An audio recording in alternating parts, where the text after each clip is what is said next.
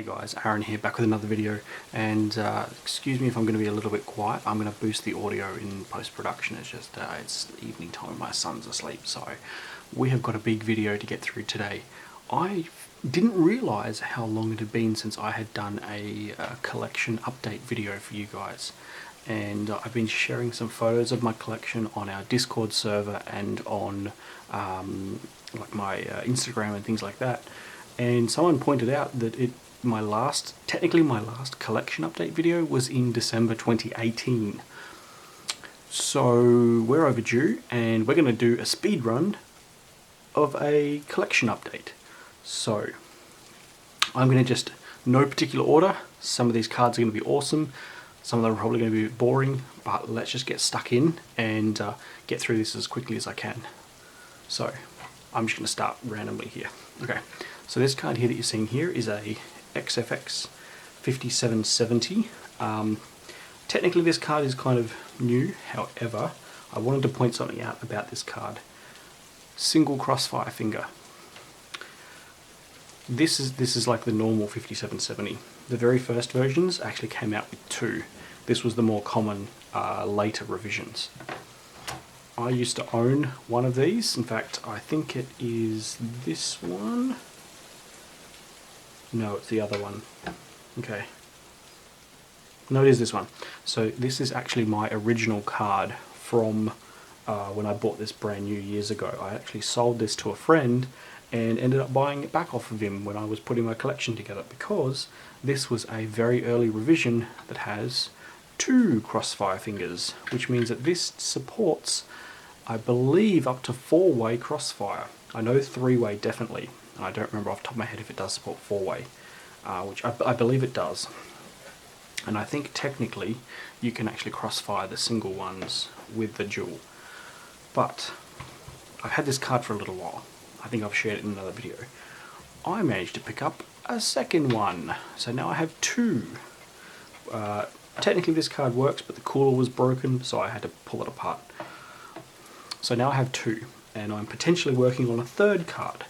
But these cards in particular are the XFX XXX edition cards, so these are the ones that actually have the higher clock speeds and stuff on it. I believe these ship with, like, I think it's 875 megahertz on the core from memory. Yeah, 875, and these are 1 gig models. So let's move on. Sticking with the same theme of 5000 series Radeon cards, I've got this little gem here. This is a 5850 Black Edition.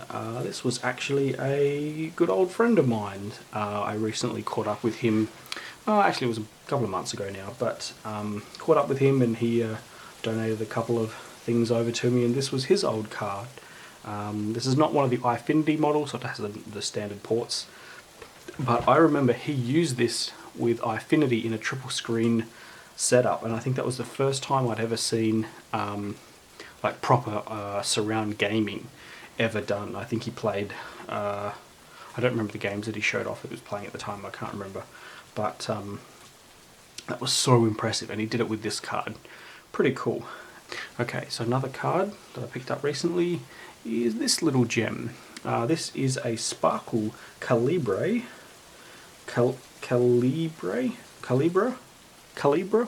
I'm not sure how to pronounce it.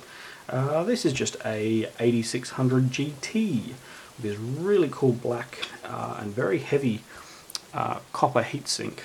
This cool little design, but it has this cool little digital readout here that actually gives you the temperature and the GPU load as well. Has a nice heatsink on the back. Yeah, this card actually runs pretty well and actually overclocks really well, thanks to the nice bit of cooling and stuff. But yeah, this is kind of a nice version of the 8600. I'm hoping to find an 8600 GTS one day, because they're actually a little bit faster than these cards, but this is a bit of a unique one nonetheless. So this card here that you're seeing here, this is a GTX 295. This is one of the original ones that has the dual PCB, which I believe goes that way. Yeah, that's right, because the holes match up that way. sadly, I believe this thing is technically working. However, the cooler that was on this was really badly corroded. The fan had seized up, and it was not in working condition at all, the fan. This technically posted, and I ran a very quick 3D test, but this thing hit like 95 degrees, and I shit myself and turned it off. I was like, holy crap, I don't want to kill the card. So I disassembled it, and I kind of thought it was really cool. When I disassembled it, I went, no, this is actually kind of nice, I might keep it apart. So I actually have a shelf on my collection shelf now with bare PCB video cards. In fact, there's another one here I'm going to show you in a minute that I got. And I thought this is kind of unique, because it's not every day you see a video card without a connector on the bottom of it. So it's kind of cool. So I have the pair of them sitting together on a shelf. Speaking of bare PCB cards, the next one is this one. Now, technically, this came with a cooler on it, but the next card I'm going to tell you about has the cooler on it. So this is a Zotac Amp Extreme, Amp Edition GTX 480. I've been looking for this particular version of the GTX 480 for actually a couple of years now, and there's a very good reason for that. This is probably one of the best aftermarket, or I should say board partner versions of the GTX 480 because of the cooling the out of the box cooling that this card shipped with. And Zotac, you know, their AMP edition cards are always quite nice. It's technically based on a reference design, so it's not like a completely customized PCB with better VRMs or anything. It is just reference, but with some beefier and better cooling on it. This card works completely fine, but because I have another card that I'll show you in a minute, I actually have a reference model GTX 480 as well. But this one's on my bare PCB shelf for now, at least. I'm going to do some SLI GTX 480 in the future, and that's going to be a very hot video. But anyway, I'm going to leave that card just sitting here for the moment, because the cooler that came on this card is currently mounted to this card here. So this is this really nice. Now the company that makes this cooler is Zalman. They made green versions and red versions and blue versions that you could buy, like aftermarket, like coolers that you could buy to put on video cards. Zalman was approached by Zotac and did a partnership where they made a custom orange and black version of the cooler to put on their AMP GTX 470 and 480s. Which is quite nice. So it has the Zotac branding in the middle of it, whereas if you see these, they have Zalman on them normally. So yeah. Now you might notice that the PCB that this is mounted to is white, and that is because this sexy white card underneath, which now that I replay that in my head sounds really weird. This is a GTX 680 Hall of Fame edition card by Galaxy or KFA2 or whoever the company is. I believe it's Galax now. I think it was Galaxy at the time of this, even though technically this does have KFA on it. But anyway, so yeah, this is a fully working Hall of Fame edition GTX 680. Quite nice card. I've done a bit of Overwatch playing with this and really tested it out. This card, believe it or not, still has a little bit of horsepower left in it if you're playing games like Overwatch, maybe CSGO and things like that as well. Maybe not at like 4K, but 1080p. This card still handles things quite nicely. And with this cooler on it, I must admit, looks really nice. And the next card is this one. This is a rather cool looking card. So this, as you see, with the it's an MSI card, Twin Frozer 3, with blue fans and a black shroud on it. That's kind of cool. So this is a GTX 580, but not just any GTX 580. This is the MSI Lightning Edition 580, but not even a normal Lightning Edition. This is a GTX 580 Lightning XE, or Extreme Edition, or they called it something else at some point, but anyway. This is also the 3 gig model, so it's essentially it's the Lightning, which is kind of not rare but special or sought after maybe. It's then the XE model, which is definitely rare. There's not a lot of them around. They pop up on eBay every now and then. They don't really command a high price because a lot of people don't really know what they are. And this happens to be the 3 gig model, which is a little bit more special because the 3 gig model was actually quite nice. I believe they did a 1.5 meg, which is the standard, and then they did a 3 gig model as well. So it's quite nice. Now, one special thing, if you're not familiar with this card and why the fans are blue, and what looks like a little bit of faded blue, these fans change color. That's right. These fans will glow white the hotter they get. Which is really weird, the fact that they're on fans that blow cold air. It's a little bit puzzling why they did that. It's kind of unique. I used a hairdryer and actually blowed a hairdryer some warm air on the fans, and these things will turn white. They don't go like a bright white, they go like more of a creamy coloured white. They go white really quickly at probably what I would call 60 degrees, 70 degrees. So just a warm hairdryer, these will go white really quickly. So if you've got this in a computer case that has not the fastest or the most amount of airflow, and the card happens to recycle a little bit of warm air, slowly these fans will actually start to go white. Now this is one I have been after for a little while. This is a really nice Asus 9800 GTX. So quite a nice GTX Plus, I should say, which is that sort of last revision of them. But this has got this really nice, it's got their trademark sort of, I don't know, Final Fantasy looking character, I guess you could say. This really nice like galaxy looking background on the back of it, and the light on this camera doesn't really do it justice. It looks a bit weird, but in person this looks actually quite nice. Now one thing you may notice is that this actually has, oh, you might not be able to see it, this actually has lead tech on the back of it. Funny story, I was looking for this card on eBay, managed to spot this card in a picture on a listing along with 3 other 9800 GTXs. This one, I should say an Asus one, a Gigabyte one, and then 2 lead tech cards. Sadly, I think I paid $20 for them, maybe. Sadly, the Asus card was not working, it was dead. 2 of the other cards were dead, and 1 of the lead tech cards was working. So I hot swapped the cooler from the Asus model over to the lead tech card, and now I have a fully working card with this really nice shroud on it.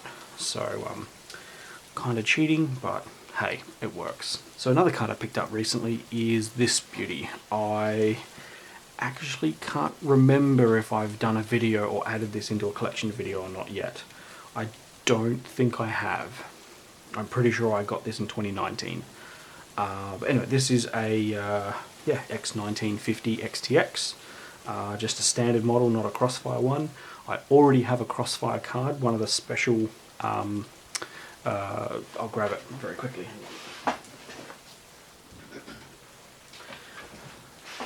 So a lot of you might be familiar, if you know this card, these actually shipped with 2 different versions of the Crossfire card. So the X1800, which has a very different style cooler on it, was actually the same cooler that was used on the X1950 Crossfire card when it first launched, because a lot of the dual slot spacings on motherboards were actually, so the cards were right up against each other.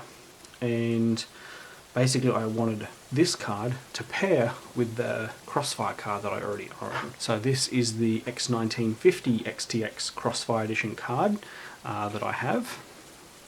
And yeah, this was actually the first revision of the Crossfire Edition card that has this type of cooler, because the air actually gets sucked into here and then blown out the back of the card.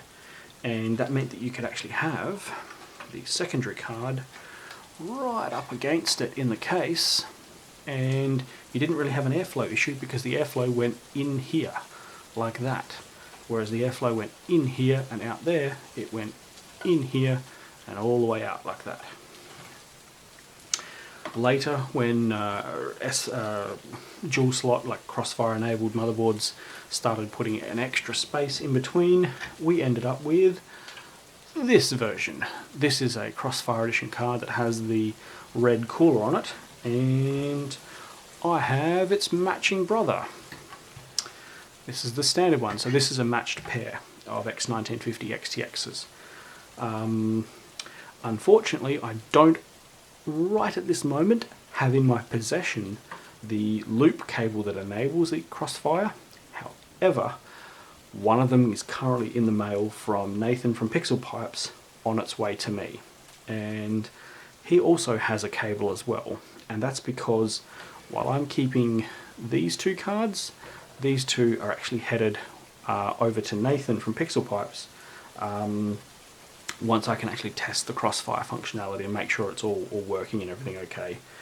So I actually bought two cables when they recently came up on eBay. He actually bought them, got them shipped to himself. He's keeping one, the other one's coming to me. I can test the Crossfire, make sure everything's working, and then I'm going to send these two cards over to him. I believe he already has one of these on its own, but it's kind of unique to have a matched pair of these cards. And what's even cool about this version that has the Crossfire card is that this actually has the ATI Radeon logo. This is not a sticker, this is actually printed on the plastic, whereas the other cards, even the reference model, doesn't have that, which is kind of unique. Kind of cool actually that. The next card I'm going to show you is this one. Oh, it's the back of the card. But yes, you might see a couple of prongs here.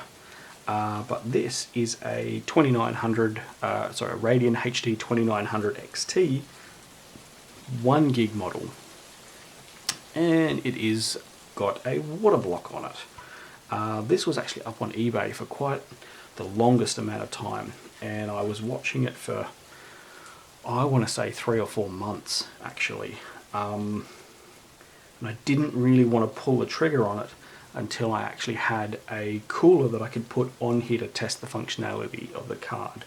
And I ended up buying a second 512 meg version of this card.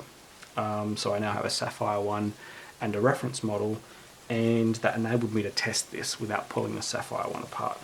So yeah, now I actually filmed a restoration video for this card, completely filmed it, and was actually halfway through editing it.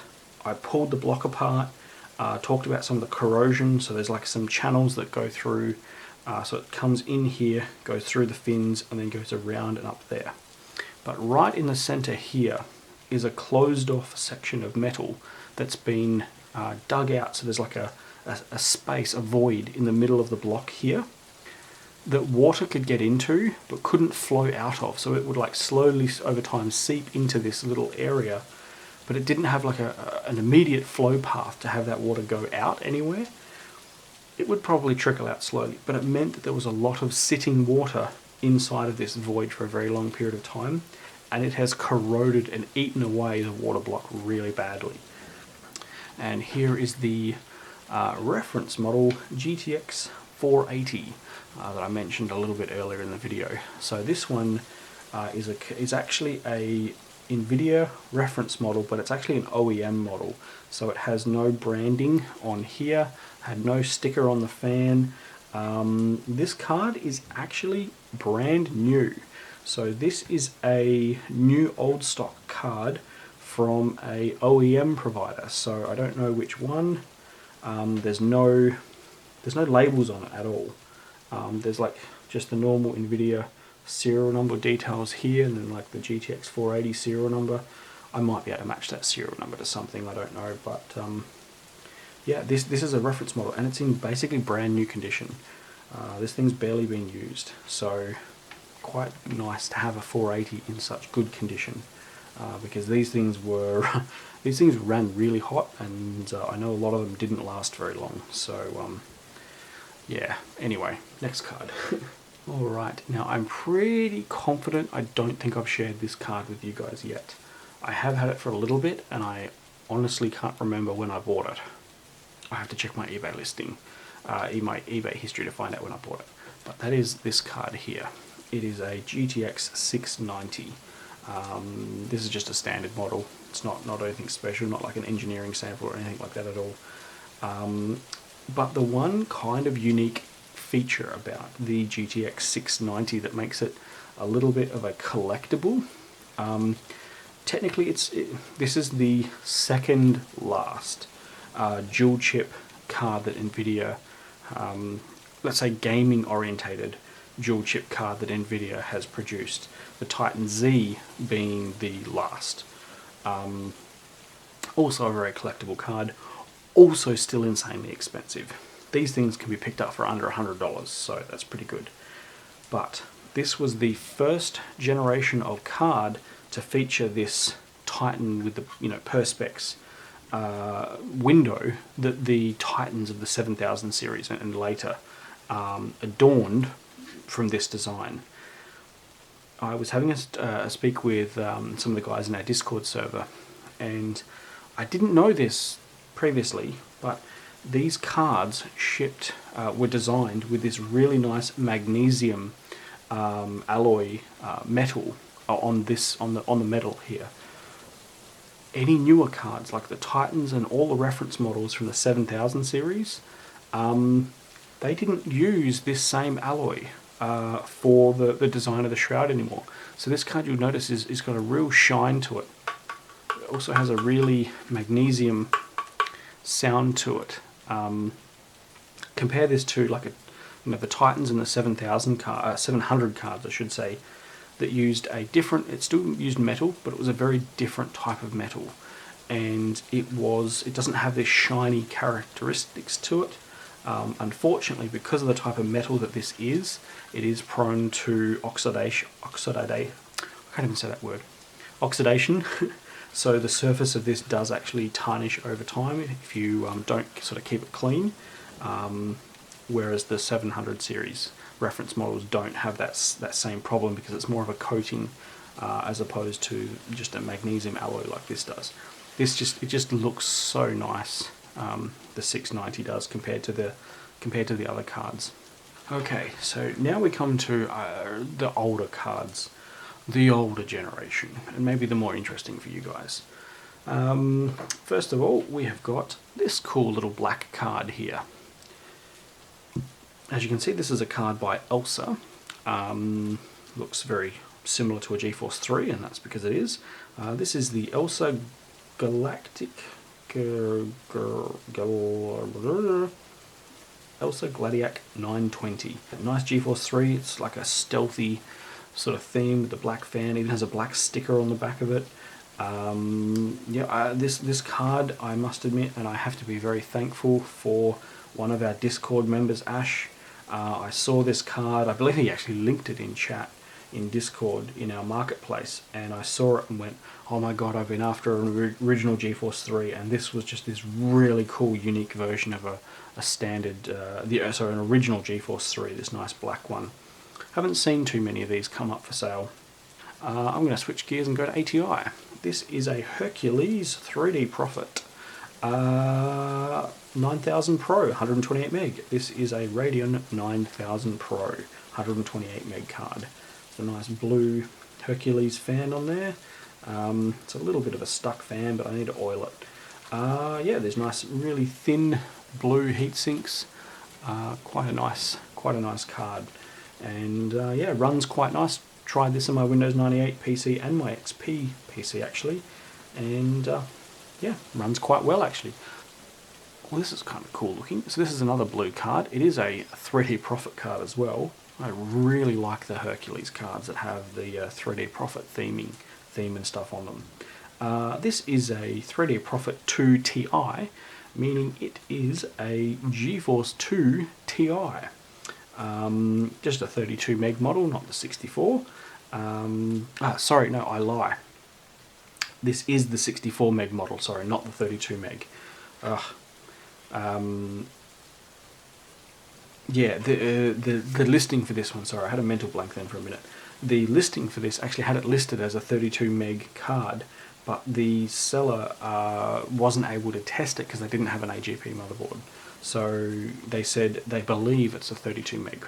Turns out it is actually the 64 meg model, which is quite nice. But this card did not ship with this cooler. This card shipped with this cooler, which is the reference, sort of this bit of a anodized blue heatsink by Hercules. Sort of a standard cooler that come on this generation of cards.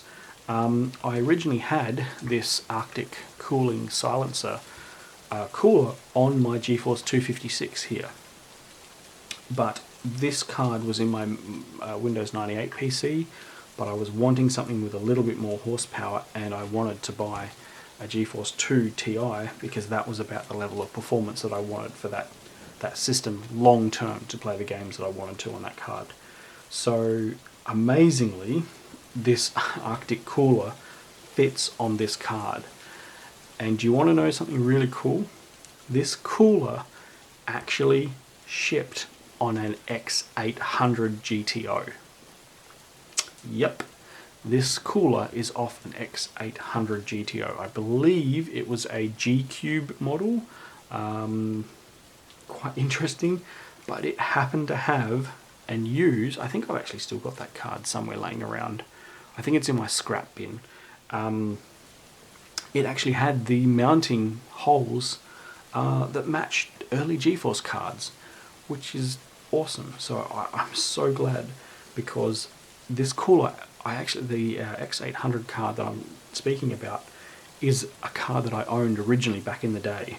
I just by chance put it away in a box, and it's kind of came with me for probably, when did I have that card? I want to say 2005, 2006, I think I was using that card.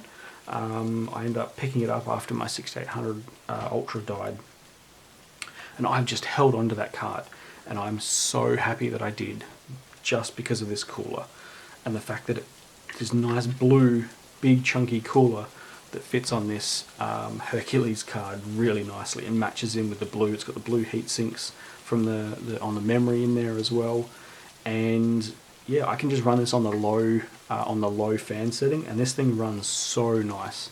It actually overclocks quite well with this card on there, with this heatsink on there too. So I'm really happy with that. And it's my daily driver in my Windows 98 PC now, that card.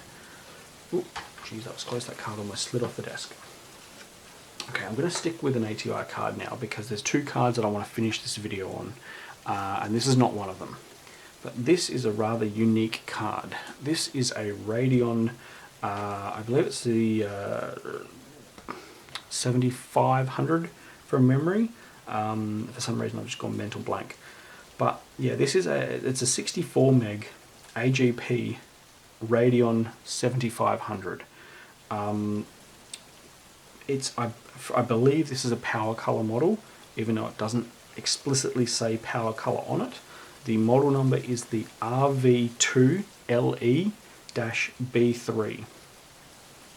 However, where is it? It's on the PCB here somewhere. There we go. So on the end of the PCB here, it actually says RV2XT revision 1.1. And that's very key, because if this was actually an LE card, it would actually have lower clock speeds, and that's why it has just the passive cooling on it rather than the standard AGP cards, the shorter ones that had the reference model fan on it and stuff. So this is a card that PowerColor made that is actually running at the reference higher clock speeds, but it has a passive cooler on it. So I was a bit confused, because I was Google searching this part number, the RV2LE-B3, and I kept seeing a different card to this card. And I did some asking in Discord, and then I discovered this part number here. And when I Google searched that part number, this card showed up. And I discovered that it was a power color card. There's a couple of posts on forums about it. And yeah, as it turns out, this is a bit of a unique card. The fact that it runs at the higher reference clocks but only is passive cooled. It gets really, really hot, which you might be able to see there are some holes here or markings here where I've had a fan attached to it when I tested it, because this thing gets really hot. Needless to say, there is not many of these around anymore, and this is obviously an extended PCB version of the 7500, very similar actually to the Hercules. This is the PCI card that I got, so the 3D Profit 9000 PCI. So this is actually a just a Radeon 9000. This one is lower clocked than a standard 9000 just because it is passive cooled, but this thing will actually overclock to the standard 9000 Pro. Sorry, not 9000 Pro, standard 9000 clocks. But yeah, this card runs quite nicely as well. But as you can see, these are both the extended PCB versions. There are versions that are the standard short versions of both of these cards. But yeah, so quite nice to have these two cards in my collection. This card is a Gigabyte 3D1, which is basically a dual 6600 GT card. So this has two 6600 GT cores on it, each with 128 meg of RAM on it. This is a bit of a collector's item, this card. This was one of the early versions of SLI that didn't last too long, but this is SLI on a single card without a bridge chip. So very similar to my Asus 7800 GT Dual that uses a very similar technology or version of SLI that this card does, where each die is wired to half the PCB. This half here all goes directly to that die. This half here goes to that die with the power going to both as well, and also there's external power. Now what that meant is that not only did this work, not only did this only work on very select motherboards that enabled a BIOS feature to recognize these cards and have them operate in the what's the word? It's not bifurcation. There's a special word that was used for how this mode of SLI works and how it enables, I can't remember anyway. So like the Asus card that I've got only works with a select range of motherboards that has a specific BIOS option to recognize this type of card. So I believe DFI did a board, Asus has got a board, Gigabyte's got a board, MSI's got a board. There's a couple of boards around that AMD 939 socket era, that first generation of SLI boards that supported this type of SLI. However, this particular card, Gigabyte, unfortunately had locked, not locked, that's a bad word. This card pretty much only works on a Gigabyte branded card, motherboard, specifically, and I forget the model number off the top of my head, so forgive me for that. But when this card first launched, you could only buy it in a bundle with the motherboard that this video card actually was supported on. And later on, they did end up releasing this card as a separate purchase, so you could buy it. It was a very limited run. It wasn't like a 1 of 200 sort of thing. There was a decent amount of them made. They're not seen around too much these days, but they don't really command the highest of prices. It's just a bit of unique technology, really. And what was kind of really cool about the performance of this card is this almost outperformed the regular SLI version of the 6600 GTs, just because of the way that the two cores communicate with the chipset and how the latency side of it works with that communication.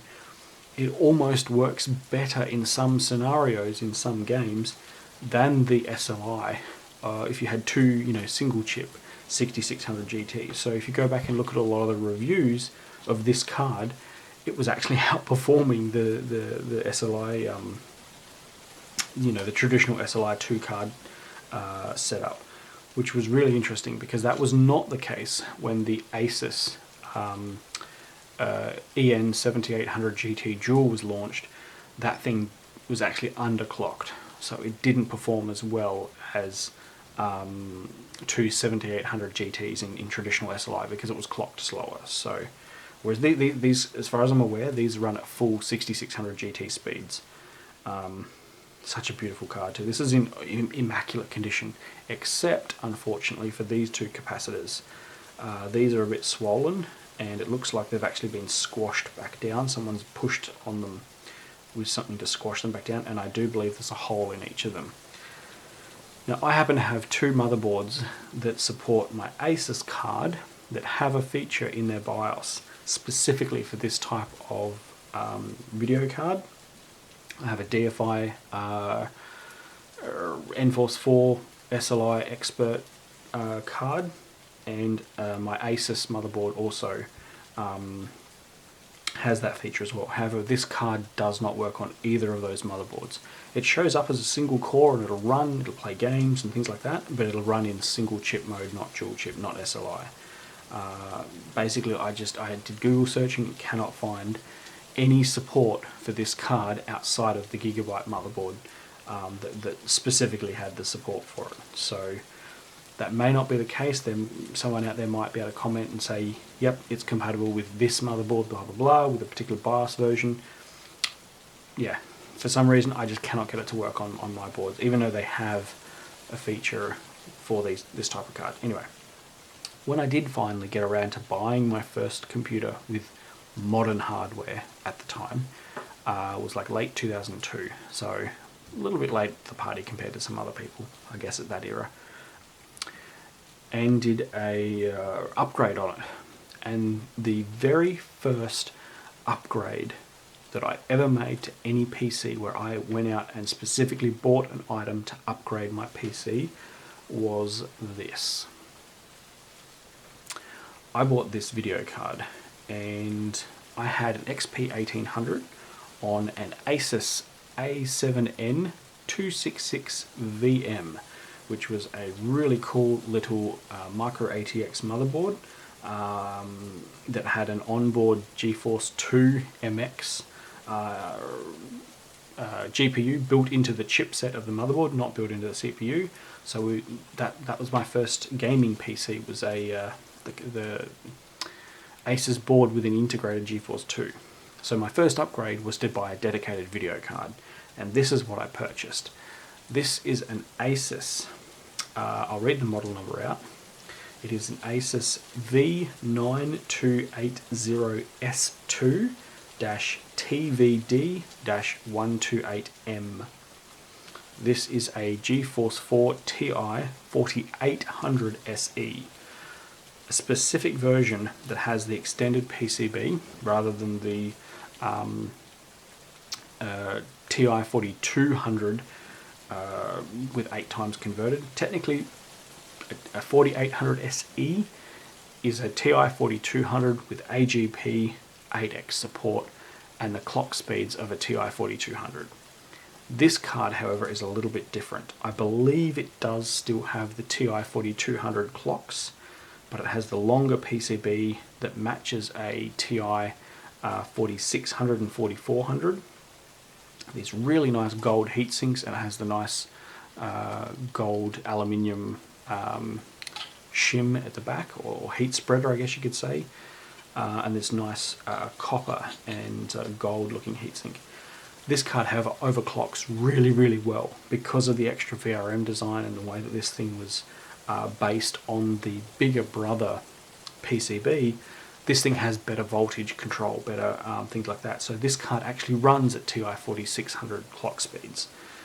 In fact, a little bit more than that from memory, from the old one that I had. This is not my original card. This is one that I bought after the fact.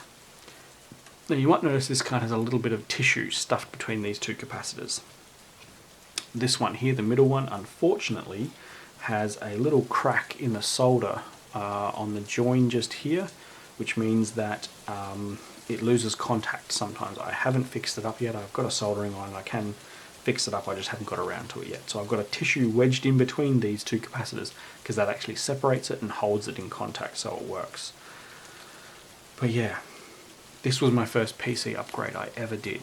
And interestingly enough, this is one of the cards that I have been trying to find for my collection since I think I had 6 cards in my collection, which technically at that point I didn't have a collection. I just had random old cards that I just had to hang on to.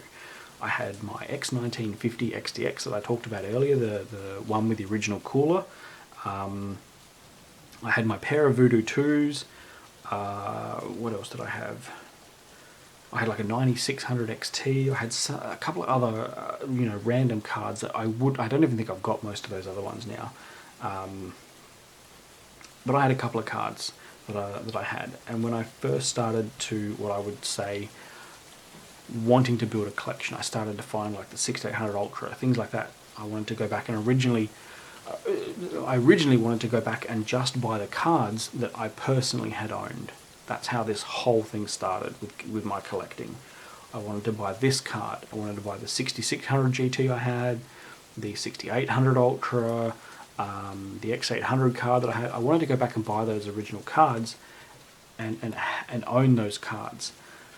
But it has taken me 5 years almost. The end of this year will be 5 years since I first started to actively look for those video cards. And it has taken me until now to find this card.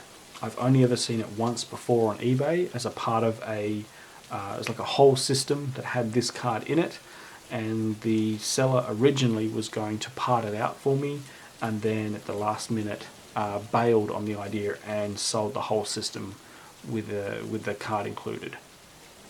That was about 2 years ago actually. So yeah, this card is not very common to see. And I could not believe it when I finally managed to find this card. So a lot of collectors will have like a holy grail list of like 5800 Ultras and things like that on it. My holy grail list was actually those original cards that were this card, the 6800 Ultra, the very unique version of the 6600 GT, which is still yet one I've had to find. I've got to find one of those particular versions that I had. It's got a bit of a unique characteristic, that's why. This was one of the first cards I wanted. So this was actually at the top of my bucket list, the top of my holy grail list, everything, because of what this card means to my hobby and my passion for being a PC enthusiast, PC Master Race fanboy here. But yeah, basically it's all because of this card, because this opened my eyes to, oh my god, look at the graphics performance, look at how awesome games looked when you could finally run them at like high detail. I was playing the original Unreal Tournament 99 on my GeForce 2, and on the other friends' computers that I played it on, they had nothing faster than a GeForce 2 MX. They either had some old ATI card or something like that, like like a Rage 128 or something like that. None of them could play the game at like more than 30 FPS on low details. So this was when I first started having some friends that got into PC gaming and stuff as well. This was the first card that I bought that enabled me to really see, 60 FPS, high detail in games. And funny enough, one of my best friends bought the exact same card. So 2 of us had the exact same card, which was quite funny. And then our odd friend out actually decided to buy an 8500, and I believe he's the same guy that actually I bought that, got that 5850 HD 5850 off of. He had the Radeon 85 LE, I remember. I think it was 128 meg. I know that much from memory. I'm pretty sure it was 128 meg, but it was an LE 8500 that he had at the same time when we had this card. So. But yeah, this thing overclocked like a boss, and yeah, Unfortunately, as much as this thing could overclock, it still got slaughtered by everyone who had an ATI card at the time, like a 9700, even 9500 Pros were beating this card in 2003 when 3D Mark 2003 came out. This card was starting to really lose ground to those ATI cards at the time. So yeah. Anyway guys, I'm starting to get really tired, I'm starting to ramble a lot. It's probably about 2:30 at night at the moment, and it's a weekend, so who cares.